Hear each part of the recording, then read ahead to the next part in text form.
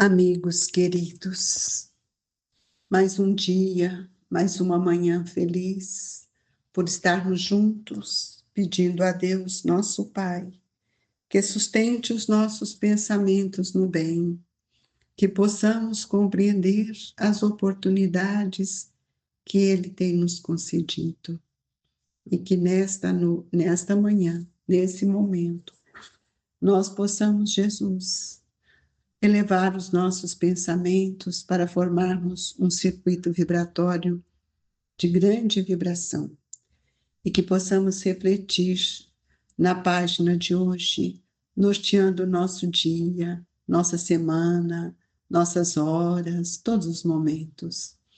Pelas suas obras é que se reconhece o cristão.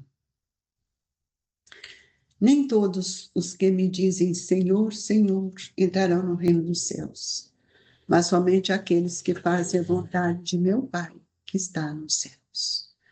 Escutai esta palavra do Mestre, todos vós que repelis a doutrina espírita como obra do demônio, abra os ouvidos, que é chegado o momento de ouvir. Será bastante trazer a libré do Senhor, para ser-se fiel servidor seu? Bastará dizer sou cristão, para que alguém seja um seguidor do Cristo? Procurai os verdadeiros cristãos e os reconhecereis pelas suas obras. Uma árvore boa não pode dar maus frutos, nem uma árvore má pode dar frutos bons. Toda árvore que não dá bons frutos é cortada e lançada ao fogo. São do Mestre essas palavras. Discípulos do Cristo, compreendei-as bem.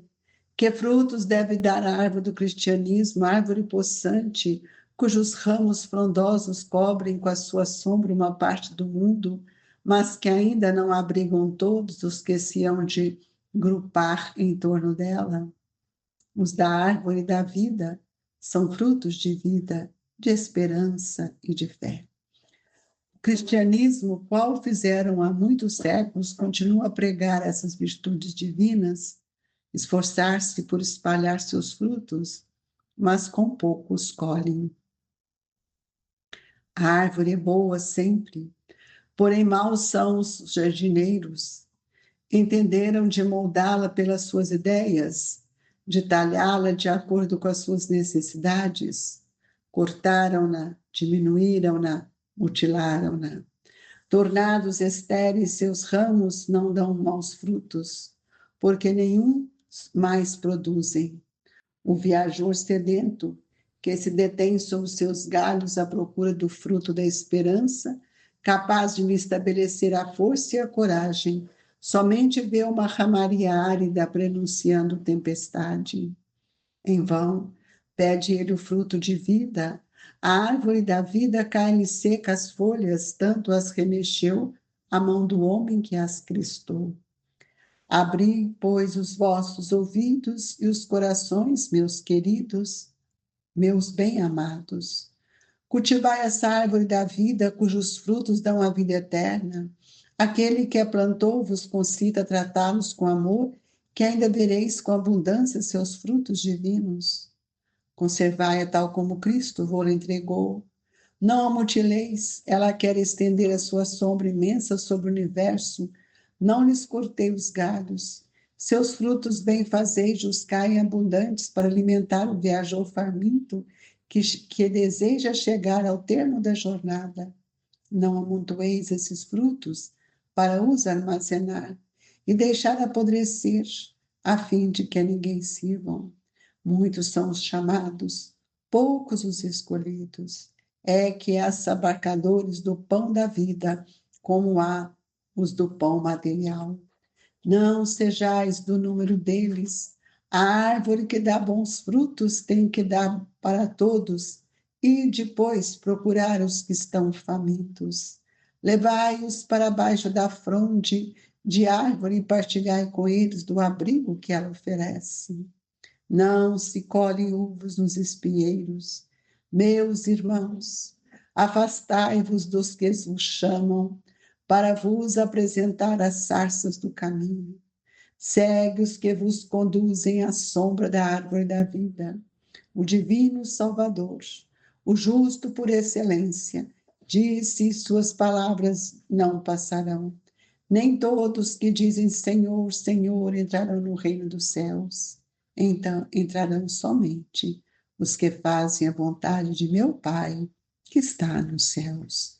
Que o Senhor de bênçãos vos abençoe, que o Deus de luz vos ilumine, que a árvore da vida vos ofereça abundantemente seus frutos. Crede e orai.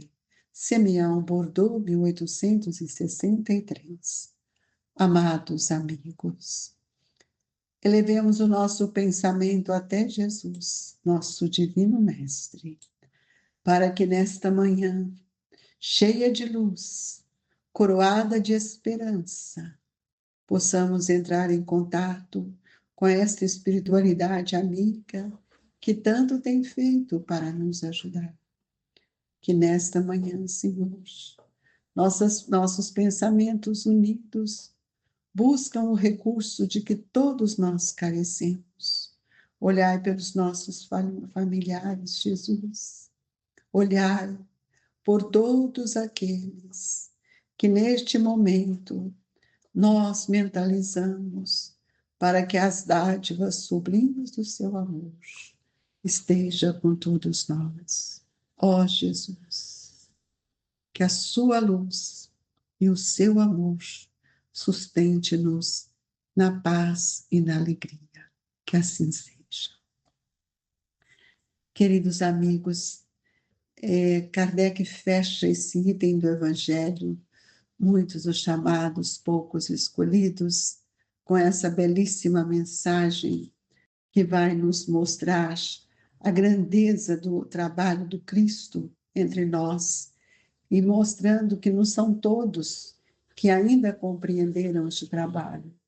Nós falamos das parábolas, falamos de tantas conquistas que os espíritos têm alcançado, todos nós, e aqui ele começa: nem todos os que me dizem Senhor, Senhor entrarão no reino dos céus, mas somente aqueles que fazem a vontade de meu Pai que está nos céus.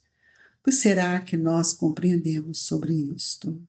O apóstolo Paulo nos convida a refletir e deixa para nós essa reflexão que vim fazer. E o que nós viemos fazer, irmão? Cada um de nós com as suas necessidades, cada um de nós com as suas conquistas, cada um de nós com a sua luta, mas todos nós, agasalhados pelo teto da doutrina espírita, nós podemos ampliar o nosso olhar para as necessidades divinas, porque é chegado o momento de ouvir, é chegado o momento de sentir as necessidades do nosso irmão. E hoje nós reconhecemos que não basta dizer eu sou cristão, para que a gente possa demonstrar que a gente é um seguidor do Cristo, mas nós sabemos que o verdadeiro cristão é aquele que se esforça para a sua transformação moral, construindo na sua estrutura íntima do pensamento as suas obras no bem, na caridade, desenvolvendo a tolerância, a paciência, e o Evangelho nos convida a refletir que uma árvore boa não pode dar maus frutos, nem uma árvore má pode dar frutos bons. Toda árvore que não dá bons frutos é cortada e lançada ao fogo. Que fruto nós temos dado, irmãos? Mas vocês podem dizer, mas eu não sou uma árvore. Nós somos a árvore viva do cristianismo, porque nós acreditamos no Cristo. Das nossas palavras saem vibrações que alcançam tantos irmãos. Somos como a árvore que, à medida que nós vamos construindo o bem, nós vamos esclarecendo, nós vamos amparando, nós vamos acolhendo aqueles irmãos que chegam, mas vamos dividindo um pouco do nosso amor em função da alimentação, dando-lhe esperança, confiança, pois a caridade é o caminho que Jesus veio nos ensinar. E nós precisamos entender, especialmente nós espíritas que reencarnamos no Brasil, quando Cristo falou que para este país transplantaria a árvore sublime do cristianismo, essa árvore robusta, cujos galhos frondosos têm cobrido todos nós, tem nos acobertado, tem nos trazido força, coragem, bom ânimo. Esta árvore é a árvore que dá frutos da vida eterna. E esses frutos ampliam a nossa esperança, mas também estrutura a nossa fé. Por isso, Jesus disse: Eu sou o pão da vida. De que forma nós temos buscado Jesus para alimentar todas as nossas dores, nossas angústias, esclarecer tudo aquilo que nós temos passado? Queridos amigos, o cristianismo, qual fizeram no século passado, continua a pregar as mesmas virtudes divinas. Ele não prega uma religião. A religião do cristianismo, a religião do Cristo é o amor, é a caridade. E é por isso que ele tem nos convidado a espalhar o afeto, o amor, a caridade, para que floresça no coração de tantos irmãos. Tudo isso que nós temos aprendido. A árvore, quando é boa, ela oferece bons frutos. E aí nós vamos ver que todo jardineiro que cuida de uma planta, que cuida de uma árvore, ele presta atenção nos seus atos. E nós que somos os novos jardineiros dessa seara divina, precisamos aprender a moldar os nossos pensamentos, reorganizando os nossos sentimentos, para que possamos cortar as arestas doentias que ainda estão dentro de nós. Nós sabemos que Jesus, com esta árvore frondosa do cristianismo, seus galhos ainda não alcançaram outros povos, mas ele falou que a sua doutrina era para todo o planeta, para o Oriente, para os setentriões, para o norte, para o sul, para o leste, onde nós estivermos. Esse olhar sereno de Jesus há de nos alcançar. E nós sabemos que o nosso papel é de apanhar estes frutos e fazer com que essa semente também germine em nós. Amigos, qual é o adubo que você tem dado para fazer as suas construções? Que obras são essas? É a obra do coração, é ressignificar a nossa existência, é ampliar, é moldar todas as nossas ideias, todo o nosso pensamento, para que possamos compreender a necessidade e a dor do nosso irmão. E aqui o Evangelho nos fala que o viajor sedento que se detém sobre os galhos à procura do fruto da esperança, capaz de lhe restabelecer a força e a coragem, somente vê uma ramaria árida prenunciando tempestade. Até quando nós vamos dar fruto, amigos? Até quando nós vamos tirar essas folhas secas das nossas ilusões? Até quando nós vamos regar esta árvore com o suor do trabalho divino, do trabalho do bem?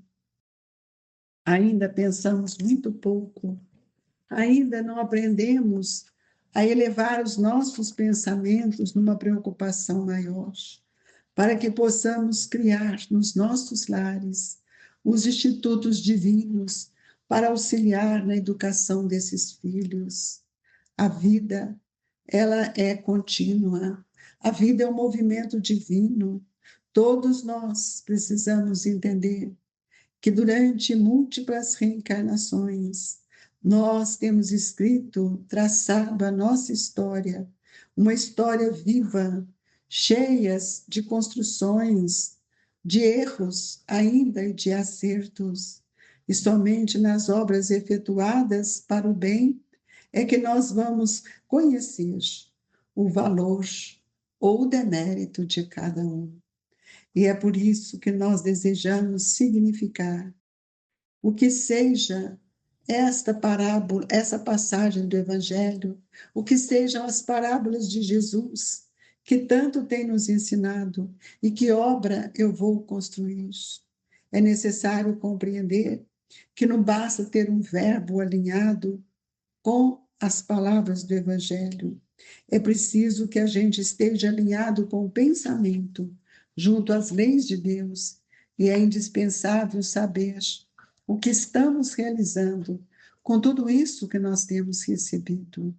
Quando Jesus fala para todos nós numa afirmativa bem particular, ele reveste de imperecível beleza toda esta árvore que ele vem nos trazer, implantada no coração de todos nós que aqui estamos neste país. País que precisa ter outro olhar, onde a fidelidade dos ensinos de Jesus precisa começar dentro de cada um de nós.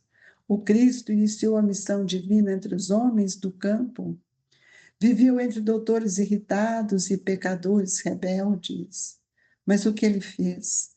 Uniu os doentes aflitos, comeu junto com eles, se alimentou do pão duro de muitos pescadores humildes. Mas Jesus termina a sua tarefa não entre os doutores da lei, e muito menos junto àqueles, aquela turba de doentes que o seguia. Jesus termina a sua existência ao lado de dois ladrões. O que mais nós queremos? Se nós aguardamos vida fácil, é preciso repensar, porque na evidência do mundo, nós temos que lembrar sempre do Mestre, de como ele pensava e de como ele ensinava, como ele nos educou, de que forma nos esclareceu, mas de que forma ele continua a nos amar. E deixo aqui essas reflexões para que cada um possa pensar na sua construção, pois seremos reconhecidos pelas nossas obras. E as obras não são materiais. As obras são aquelas que edificam dentro de nós as bases sólidas do reino de Deus. Nesta hora, Jesus, em que os nossos pensamentos se entrelaçam em busca de força, de coragem, de energias renovadas, para que possamos ser esse estandarte de uma era nova, nós te pedimos, fortalecei-nos com passe, Mestre. Sintamos o seu amor em nossa vida. Jesus, que o passe balsamize todas as nossas dores, fluidifica as nossas águas, transformando-a em medicamentos para todos nós. E assim, Senhor, com a imensa alegria em nosso coração, é que nós te pedimos, Jesus, que olhe por todos os aflitos, todos os doentes nos seus lares, toda a humanidade que está tão dispersa do seu Evangelho, e que a doce e inefável paz do seu coração alcance os nossos espíritos, Jesus.